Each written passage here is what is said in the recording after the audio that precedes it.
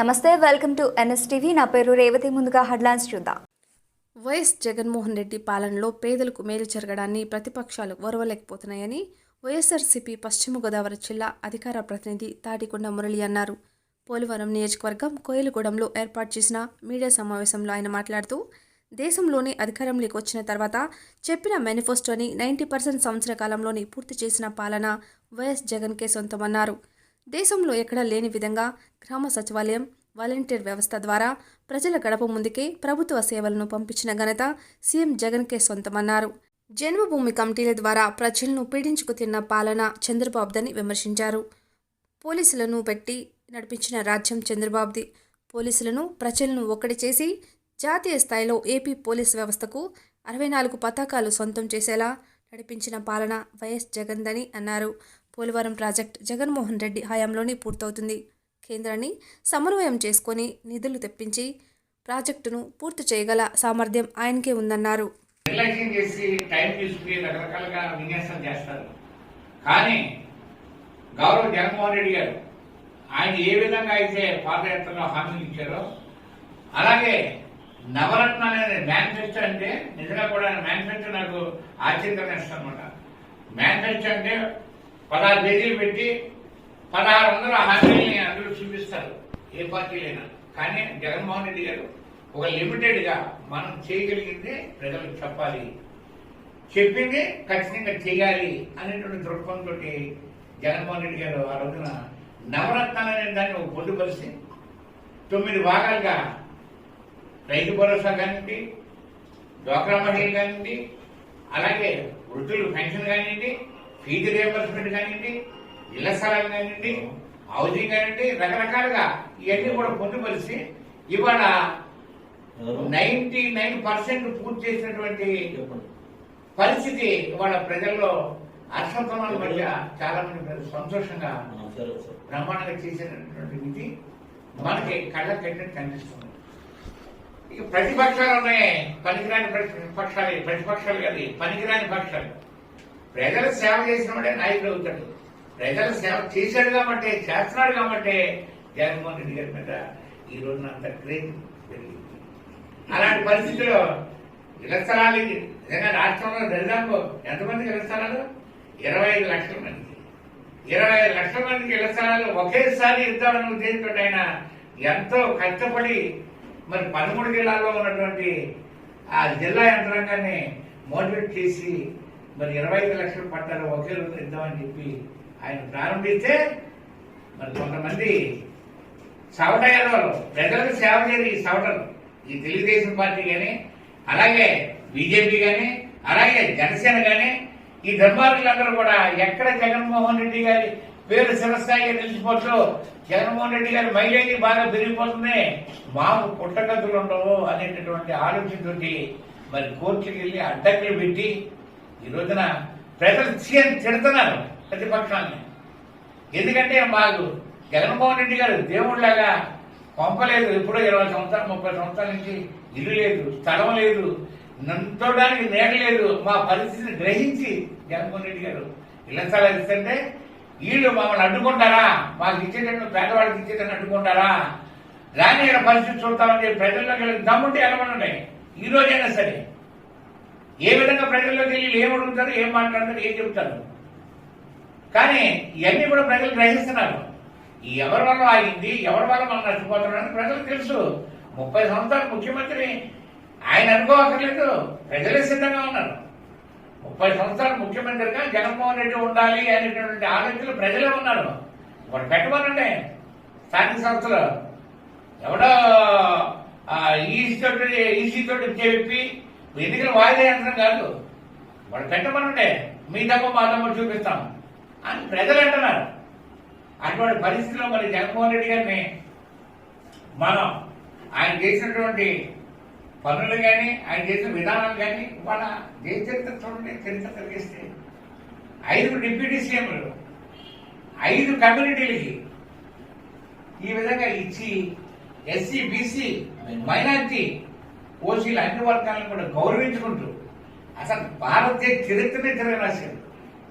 అంబేద్కర్ రాసిన చట్టాలు ఏమన్నా అమలు చేశారంటే, చేస్తున్నారంటే వాళ్ళ కారణం ఎవరో ఒక జగన్మోహన్ రెడ్డి దేశంలో 29 రాష్ట్రాలు ఎక్కడైనా సరే ఈ పద్ధతిని కానీ అవలంబించిన వాళ్ళు ఎవరైనా ఉన్నారా?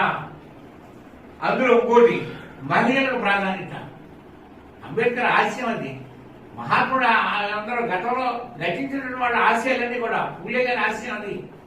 మహిళలు కూడా వాళ్ళ 50% ప్రతి ఇంటిలోను, ప్రతి పదవులోను, ప్రతి ఒక్క దాంట్లో కూడా మహిళలు 50% భాగస్వామ్యం చేసి ఇవాళ కోలాహలంగా మహిళలందరూ కూడా మరి ఈ వ్యవస్థ ఉంది.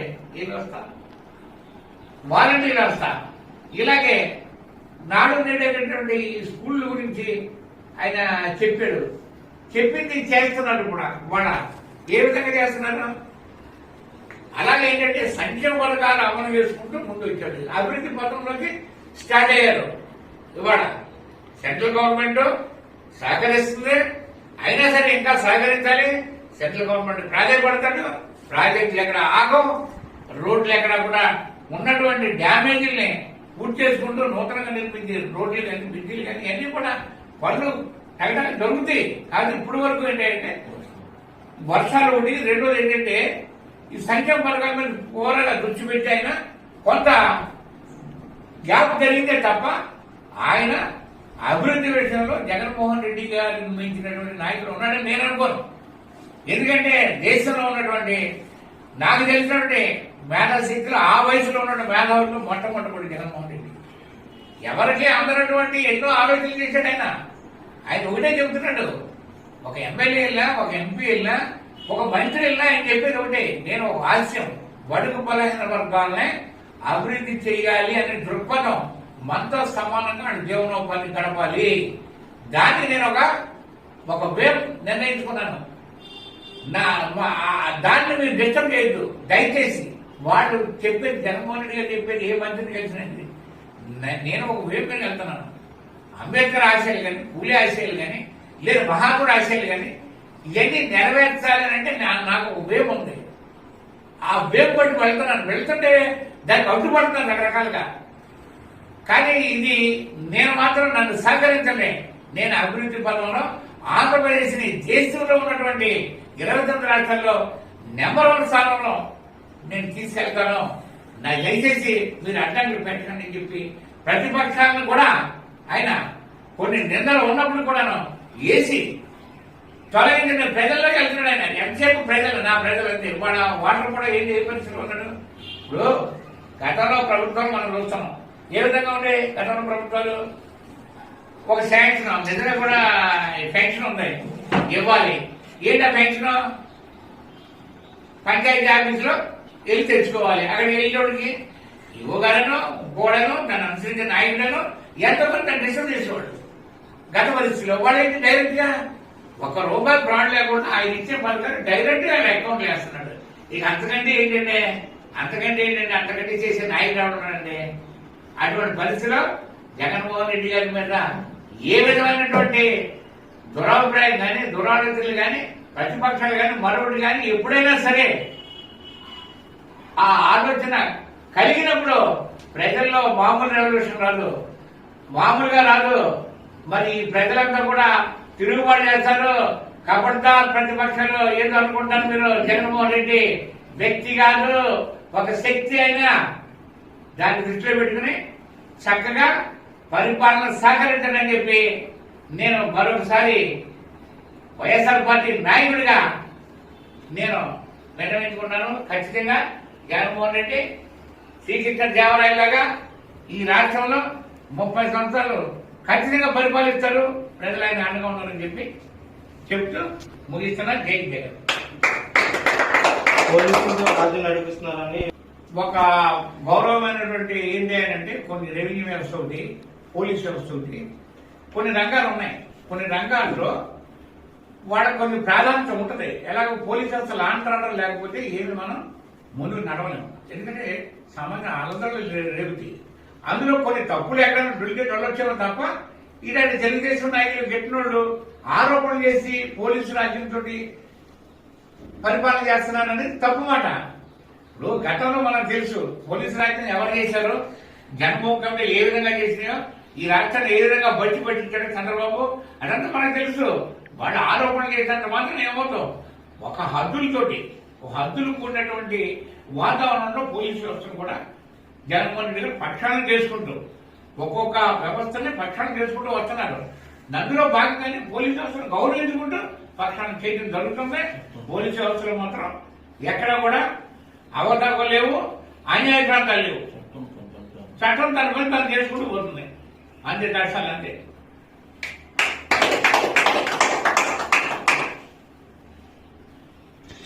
ఆయన ప్రారంభిస్తే మరి కొంతమంది సవటయ్యారు, ప్రజలకు సేవ చేయరు. ఈ సవటలు ఈ తెలుగుదేశం పార్టీ కానీ, అలాగే బీజేపీ కానీ, అలాగే జనసేన కానీ, ఈ దుర్మార్గులందరూ కూడా ఎక్కడ జగన్మోహన్ రెడ్డి గారి పేరు శిరస్థాయిగా నిలిచిపోతూ జగన్మోహన్ రెడ్డి గారి మైలేజీ బాగా పెరిగిపోతుంది, మాకు పుట్టగతులు ఉండవు అనేటటువంటి ఆలోచనతో మరి కోర్టుకి వెళ్ళి అడ్డంకులు పెట్టి ఈ రోజున ప్రజలు తిడుతున్నారు ప్రతిపక్షాన్ని.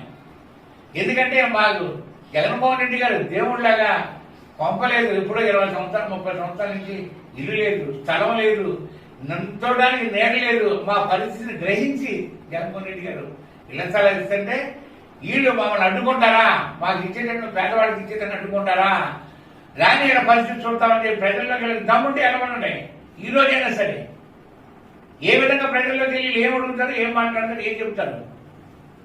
కానీ ఇవన్నీ కూడా ప్రజలు గ్రహిస్తున్నారు. ఎవరి వల్ల ఆగింది, ఎవరి వల్ల మనం నష్టపోతున్నారని ప్రజలకు తెలుసు. 30 సంవత్సరాలు ముఖ్యమంత్రి ఆయన అనుకోవక్కర్లేదు, ప్రజలే సిద్ధంగా ఉన్నారు.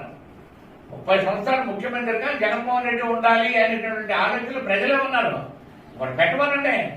స్థానిక సంస్థలు ఎవడో ఈసీ తోటి చెప్పి ఎన్నికలు వాయిదా యంత్రం కాదు, వాడు పెట్టమనండి. మీ తప్ప మా తప్ప చూపిస్తాం అని ప్రజలు అంటున్నారు. అటువంటి పరిస్థితిలో మరి జగన్మోహన్ రెడ్డి గారిని మనం ఆయన చేసినటువంటి పనులు కానీ, ఆయన చేసిన విధానాలు కానీ వాళ్ళ దేశ చరిత్ర చూడండి. చరిత్ర తెలిస్తే 5 డిప్యూటీ సీఎంలు 5 కమ్యూనిటీలకి ఈ విధంగా ఇచ్చి ఎస్సీ, బీసీ, మైనార్టీ, ఓసీలు అన్ని వర్గాలను కూడా గౌరవించుకుంటూ అసలు భారతదేశ చరిత్రనే తిరగరాశారు. అంబేద్కర్ రాసిన చట్టాలు ఏమన్నా అమలు చేశారంటే, చేస్తున్నారంటే వాళ్ళ కారణం ఎవరో ఒక జగన్మోహన్ రెడ్డి. దేశంలో 29 రాష్ట్రాలు ఎక్కడైనా సరే ఈ పద్ధతిని కానీ అవలంబించిన వాళ్ళు ఎవరైనా ఉన్నారా? అందులో ఇంకోటి మహిళలకు ప్రాధాన్యత. అంబేద్కర్ ఆశయం అది. మహాత్ముడు అందరూ గతంలో గతించిన వాళ్ళ ఆశయాలన్నీ కూడా పూలే గారి ఆశయం అది. మహిళలు కూడా వాళ్ళ 50% ప్రతి ఇంటిలోను, ప్రతి పదవులోను, ప్రతి ఒక్క దాంట్లో కూడా మహిళలు 50% భాగస్వామ్యం చేసి ఇవాళ కోలాహలంగా మహిళలందరూ కూడా మరి ఈ వ్యవస్థ ఉంది. ఏ వ్యవస్థ? వాలంటీర్ వ్యవస్థ. ఇలాగే నాడు నేడేటటువంటి స్కూళ్ళ గురించి ఆయన చెప్పాడు. అలాగే ఏంటంటే సంక్షేమ పథకాలు అమలు చేసుకుంటూ ముందు వచ్చాడు. అభివృద్ధి పథంలోకి స్టార్ట్ అయ్యారు. ఇవాళ సెంట్రల్ గవర్నమెంట్ సహకరిస్తుంది, అయినా సరే ఇంకా సహకరించాలి. సెంట్రల్ గవర్నమెంట్ ప్రాధాన్యపడతాడు. ప్రాజెక్టులు ఎక్కడ ఆగం, రోడ్లు ఎక్కడ కూడా ఉన్నటువంటి డ్యామేజీల్ని పూర్తి చేసుకుంటూ నూతనంగా నిర్మించే రోడ్లు కానీ, బ్రిడ్జిలు కానీ ఇవన్నీ కూడా పనులు తగ్గడానికి దొరుకుతాయి. అది ఇప్పటి వరకు ఏంటంటే వర్షాలు ఒకటి, రెండోది ఏంటంటే ఈ సంక్షేమ పథకాల మీద పూర్వగా దృష్టి పెట్టి ఆయన కొంత గ్యాప్ జరిగితే తప్ప ఆయన అభివృద్ధి విషయంలో జగన్మోహన్ రెడ్డి గారిని మించినటువంటి నాయకుడు ఉన్నాడని నేను అనుకోను. ఎందుకంటే దేశంలో ఉన్నటువంటి నాకు తెలిసినటువంటి మేధాశక్తులు ఆ వయసులో ఉన్న మేధావులు మొట్టమొదటి జగన్మోహన్ రెడ్డి. ఎవరికీ అందనటువంటి ఎన్నో ఆలోచనలు చేశాడు ఆయన. ఆయన ఒకటే చెబుతున్నాడు, ఒక ఎమ్మెల్యే వెళ్ళా, ఒక ఎంపీ వెళ్ళా, ఒక మంత్రి వెళ్ళా ఆయన చెప్పేది ఒకటే, నేను ఒక ఆశయం బడుగు బలహీన వర్గాలనే అభివృద్ధి చేయాలి అనే దృక్పథం, మనతో సమానంగా జీవనోపాధి గడపాలి. దాన్ని నేను ఒక వేవ్ నిర్ణయించుకున్నాను. దాన్ని మీరు డిస్టర్బ్ చేయొద్దు దయచేసి. వాళ్ళు చెప్పేది, జగన్మోహన్ రెడ్డి గారు చెప్పేది ఏ మంత్రిని కలిసినది. నేను ఒక వేవ్ మీద వెళ్తున్నాను. అంబేద్కర్ ఆశయాలు కానీ, పూలే ఆశయాలు కానీ, లేదా మహాత్ముడు ఆశయాలు కానీ ఇవన్నీ నెరవేర్చాలని అంటే నాకు ఒక వేవ్ ఉంది. ఆ వేపు పట్టి వెళ్తుంటే దానికి అడ్డుపడుతున్నాను రకరకాలుగా. కానీ ఇది నేను మాత్రం నన్ను సహకరించలే. నేను అభివృద్ధి పదంలో ఆంధ్రప్రదేశ్ ని దేశంలో ఉన్నటువంటి 29 రాష్ట్రాల్లో నెంబర్ 1 స్థానంలో నేను తీసుకెళ్తాను.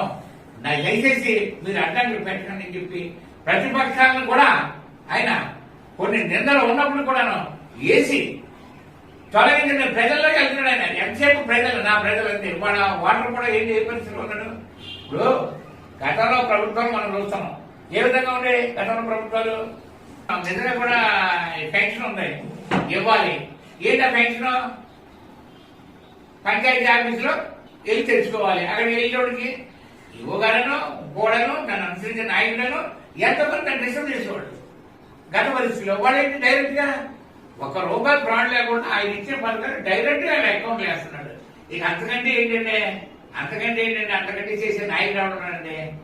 అటువంటి పరిస్థితిలో జగన్మోహన్ రెడ్డి గారి మీద ఏ విధమైనటువంటి దురాభిప్రాయం కానీ దురాలోచనలు కానీ ప్రతిపక్షాలు కానీ మరొకటి కానీ ఎప్పుడైనా సరే ఆ ఆలోచన కలిగినప్పుడు ప్రజల్లో మామూలు రెవల్యూషన్ రాదు. చక్కగా పరిపాలన సహకరించడని చెప్పి నేను మరొకసారి వైఎస్ఆర్ పార్టీ నాయకుడిగా నేను విన్నవించుకున్నాను. ఖచ్చితంగా జగన్మోహన్ రెడ్డి శ్రీకృష్ణ దేవరాయలాగా ఈ రాష్ట్రంలో 30 సంవత్సరాలు ఖచ్చితంగా పరిపాలిస్తారు. ప్రజలు ఆయన అండగా ఉన్నారని చెప్పి చెప్తూ ముగిస్తున్నా. జై జగన్. పోలీసులతో రాజ్యం నడిపిస్తున్నారని ఒక గౌరవమైనటువంటి ఏంటి అంటే కొన్ని రెవెన్యూ వ్యవస్థ ఒకటి, పోలీస్ వ్యవస్థ ఒకటి, కొన్ని రంగాలు ఉన్నాయి. కొన్ని రంగాల్లో వాళ్ళకి కొన్ని ప్రాధాన్యత ఉంటుంది. ఎలాగో పోలీస్ వ్యవస్థ లాంటి ఆర్డర్ లేకపోతే ఏమి మనం ముందుకు నడవలేము. ఎందుకంటే సమాజ అలదలు రేగుతాయి.